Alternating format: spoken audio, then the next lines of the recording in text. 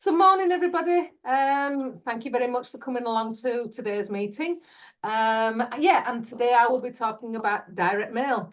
A lot of people think that direct mail's dead, but hey, I love it. It's absolutely fantastic.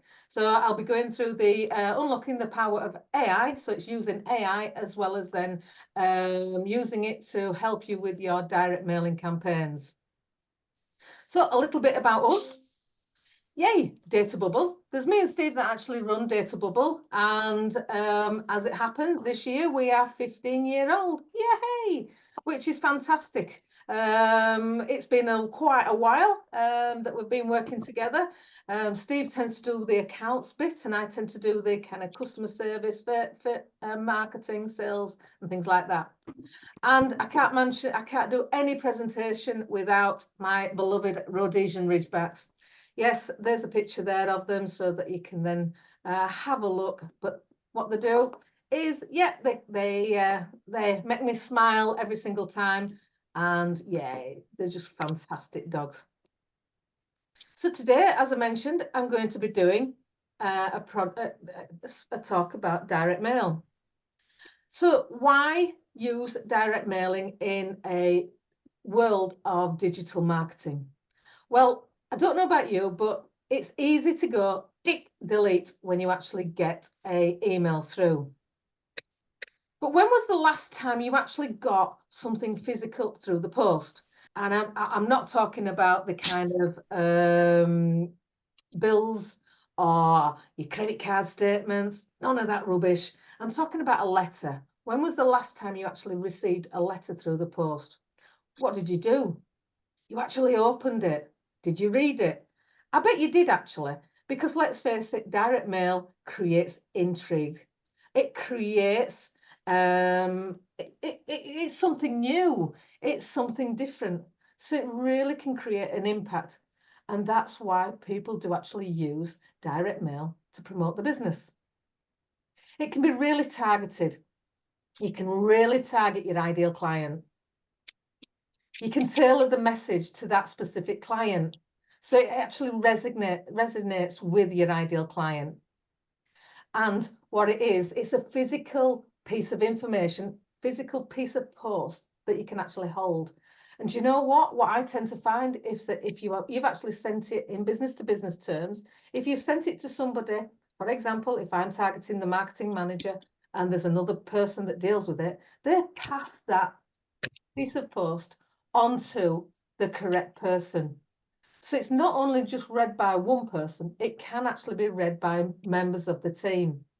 So which means that it creates a high engagement rate. So it means that you can actually stand out from your competition. Because let's face it, who is actually doing direct mailing at the moment? So I hope you agree that direct mail isn't a thing of the past. It's not an old-fashioned medium. It can be a really good way to actually get your message out to your ideal client. So the first thing that you do in any good direct marketing campaign is identify your ideal client. And that's where creating a buyer persona comes in. A scattergun approach to marketing doesn't work when it comes to direct mail. You get so many letters. I've seen so many letters where it's a blanket message and it really doesn't resonate with any of the actual people that you're actually sending the information to. And so therefore they wonder why marketing direct mail doesn't actually work. But when it's really targeted and it's really resonates with your ideal client, it can really be a good force. And it means that it can be an engaging place. It can be an engaging piece of material. So it ensures that your message is actually relevant and engaging when you actually slice and dice when you actually know and understand your ideal audience. It allows you to create an understanding of that particular person that you're actually trying to target. You know their problems and how your products and services align and fit with their challenges and what it solves, what your product and service solves fits their challenges and pains. So you can actually then allow you to create a message that resonates with your ideal customer, which means that it's a better return on investment. So knowing all that information, first of all, is key when you're actually doing any marketing campaign. Right, so with regards to AI, I'm going to introduce you to a couple of prompts that I use. So why do I actually use AI? Well, I use it in my marketing, not only because it's quicker, I use it because it can actually create something that I've not thought about. It can actually give me inspiration, and it can come up with new offers and ideas that I've not actually thought about. So I use AI as an inspiration. It allows me to then tweak the information that I get back from AI. So I don't rely on 100%, but I can actually then tweak the outcomes and use it as a tool to help me with my campaigns. And what we do, first of all, is put in information about your business. So this is your first marketing prompt. And for me, all the marketing prompts start with this particular prompt. And it's details regarding your company. Your website, if you actually want to give your website details, it can actually glean information. AI can actually glean information from your website. What industry you work from, what services that you actually, what about more about your company, should I say? So how long it's been trading, what an overview of what you actually offer, and number of employees. That might be relevant for some people, might not be relevant. But hey, put it in there because then it can actually draw that information out. Key details with regards to your products and services. So list the features and the benefit of that particular product and services, and then your ideal target market and what they struggle with and what problems that they have. And again, the next one is the buyer persona prompt, which will also go into identify and coming up with more problems or more problems and challenges that they may actually have. So the next prompt is the buyer persona. So first of all, you put this particular prompt in, and then you get the results back, and then you put this particular prompt in. Again, act as my marketing director, marketing manager, to list 5 key answers to these questions. What are my ideal clients' goals and values? What are the hopes, dreams, and aspirations? What are the problems and the challenges? What fears they've got? What past failures they've actually had using my product? What keeps them up at night? Getting all this information allows you to create better information when you're actually putting into AI, and it gives you ideas and inspiration and a better understanding of your particular buyer persona, and gets really inside their mind that you might think, I didn't actually realize that that was a problem. Oh, I'm going to actually feature on that particular problem. So for example, for me, I actually did a prompt the other day. Again, using Data Bubble, we provide business data. And one of the prompts and challenges that people actually come up with was, well, they've got an old list and it's out of date. I've not actually thought about that. And sometimes that I then actually explored that and then created more social media posts, or I created a blog based on, actually, is your data out of date because your list is old? So it just gives you that little bit of prompt, and it gives you that little bit of inspiration. So when you're next doing a direct mailing campaign, you next think about the high quality of the data. Now, again, you can purchase a list, that's fine, a business to business list or a business to consumer list, but you've got to make sure that it's accurate and targeted. You've got to make sure that it's clean and up to date. Have you ever received a letter in the post and you next day, or you've received 2 letters in the post, that it just destroys that impact of that one letter that you've actually received?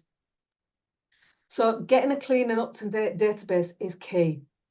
And again, if you've got an existing database that you actually want to clean to mail from your existing clients, make sure that you identify the deceased people or companies that have ceased trading. make sure that you exclude any duplicates, any companies or people that have gone away, they've moved address, so then you can actually obtain the new address. I were actually working with a charity, and they had their existing database. So again, they cleaned their existing database, and then they actually wanted to create another database.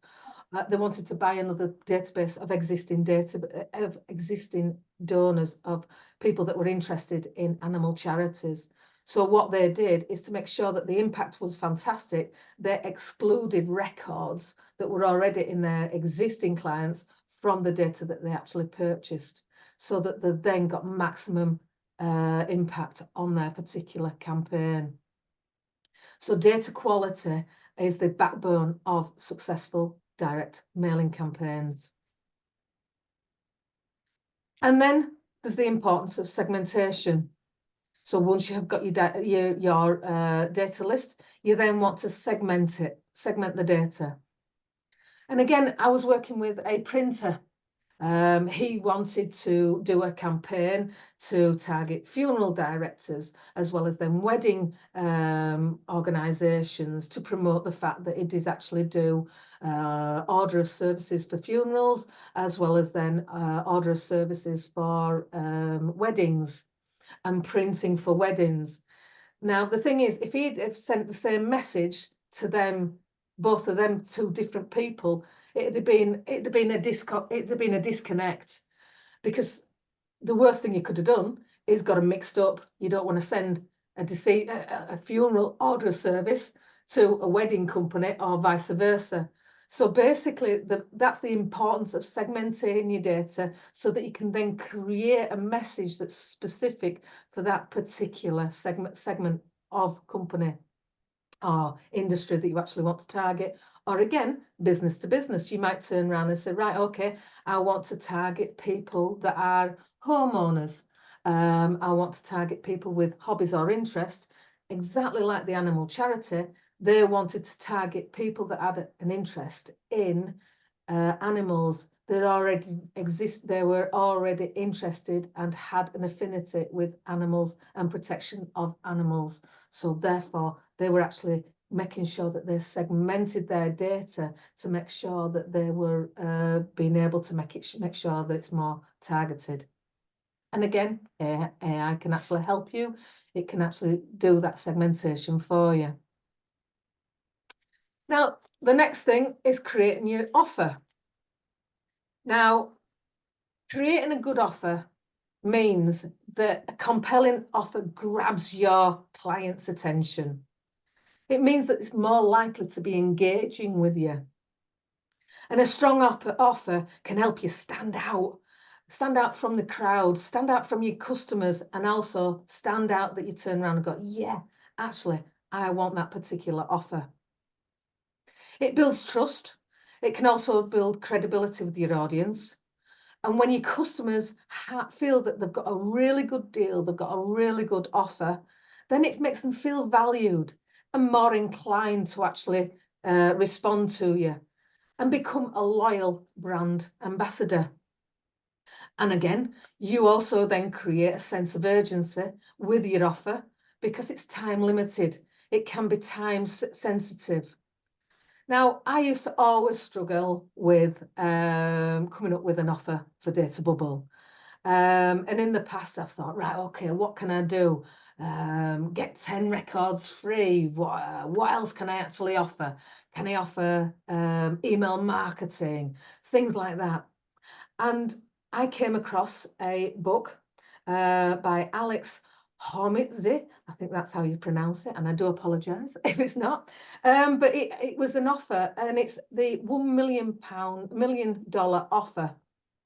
So I've had a play with AI, and I've had a play, and as I say, I love AI just to be creative, to think about it. And hey, I've come up with a little prompt that turns around and creates a irresistible offer. And it doesn't mean to say that you've got to use it, but what it does, it allows you to actually think differently. So I created with this one, again, acts as my skilled marketer, using the company information, using the buyer persona that you've created before to create up, and I've actually asked AI to create 5 compelling offers based on this book, and how you can actually make an offer that people just don't want to say no, or as it says there, feel stupid saying no. So again, review the offer, pick which one's good, which one's bad, which one you can work with, which ones you want to tinker with, which ones you want to really love. But it gives you inspiration, it gives you ideas. So that's the offer that I would actually do.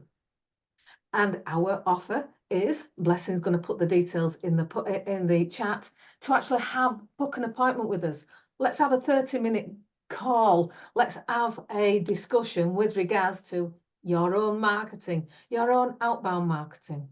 So that's our little offer.